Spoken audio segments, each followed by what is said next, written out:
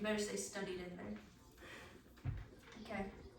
Hi, my name is Jaden Osmond. Today I'll be talking about how college tuition should be free for students. First, I want to persuade the audience that college tuition should, hold on, let me restart. Hey guys, my name is Jaden Osmond. Today I will be talking about how college tuition should be free for all students. The purpose of me giving this speech is to persuade the audience that all college should be free for students. College education should be free for all students because it creates more educational and skilled workers, equal opportunities for all students, and reduces student debt. After gaining your bachelor's after 4 years of school, the average student loan debt is typically around $40,000. Though everyone in this room may not be familiar with college prices, for future kids, knowing how much school can cost is a good thing to know. And after this, you may be aligned that college should be free. A reason to listen to this speech is because education is a crucial part of our future, and now everyone would have a chance to succeed if college were free. Having to log into my GMC account every quarter, I see how much 3 to 4 classes averages for only 8 weeks. And I hear people in their 50s talking about how they're still trying to pay off student debt and college debt and loans and stuff like that. So today I'd like to share some statistics on college debt, like cost and how long it does take to pay off this debt. People cannot go to college because their families cannot afford it, and benefits of making college free. Regarding how much college debt typically is, depending on where you go to college and how many years you plan to go for, the price may differ. In this circumstance, we're going to use the example of nursing school at AU. According to Augusta University, an in-state student to be a registered nurse costs $513 an hour. Their nursing schools are 2 years full-time programs. Prerequisites for typically 2 years are required prior to getting into the program.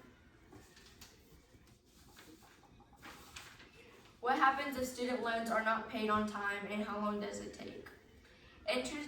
Interest payments can make your debt rise, increasing the balance of your loan debt. Paying more than your minimum pay amount per month can make your debt reduce faster with less interest, perhaps. According to a PhD, Iman Berkricha, chief data scientist, standard repayment plans usually take about 10 to 30 years, while income-driven repayment plans can extend up to 25 years. However, while paying off these student loans, you also have to maintain your current lifestyle payments, such as housing, bills, kids, car payments, etc. What happens if you do not pay loans on time? This can result into being reported to a national credit agency and can ruin your chances of future payment plans. Decreased credit scores because not paying loans on time, being reported to national credit agencies.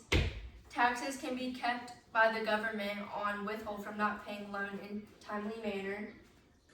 There are so many disadvantages to missing your payment plan, along with not paying the student loans on schedule that you have arranged. Now that you have a better understanding of how much college can cost and the student loans can affect your life, we can move on to how some people do not have the option of college because their family cannot afford the school. Even with financial aid, often people cannot go to college because their families cannot afford housing, tuition, additional fees, and etc. The cost of living and additional fees per year can be up to over $10,000 a year, which can vary by different schools in different areas. If families cannot help pay for a child's school, then the child knows that they have a bunch of student loans in their name. So that could be another reason why a student wouldn't go to school, is because they didn't want to have all that debt in their name if their family could not help pay. Even though financial aid helps, it typically does not cover full cost amount of students, even with low income families. The price of tuition is still increasing at all universities.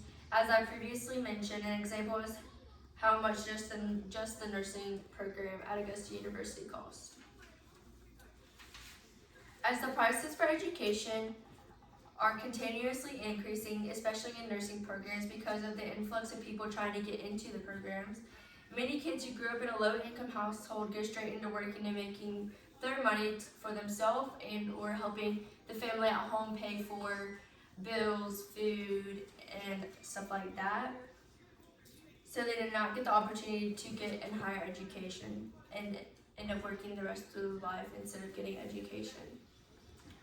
Although learning how families are from low income and cannot afford school, let's move into the benefits of free college for students.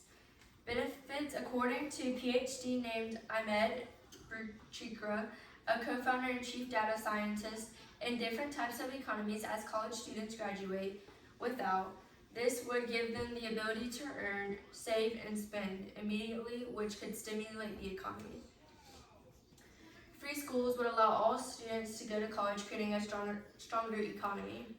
Free college would allow a remove of financial issues and payments of student loans.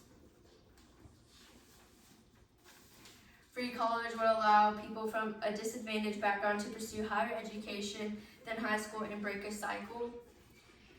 As a culture who believes everyone should be working and getting down on the people and gets down on the people in poverty, the educational prices are too high for many people to pay.